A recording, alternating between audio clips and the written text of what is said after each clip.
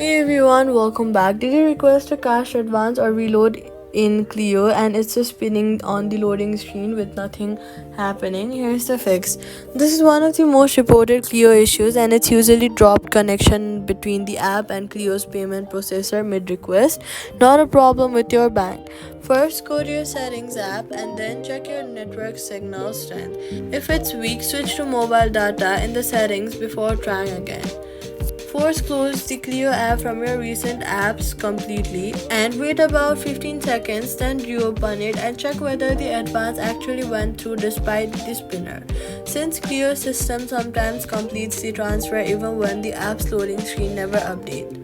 If it's still stuck, go to settings, go to general, scroll down to VPN and device management and make sure no VPN is active. Since a VPN can interrupt the secure connection, Cleo needs to process a transfer if the requester won't complete after force closing and checking your connection. It may be tied to a scheduled maintenance window. Cleo's own status page has confirmed maintenance can cause transaction delays of up to several hours and requests queue up and finish automatically once it's done.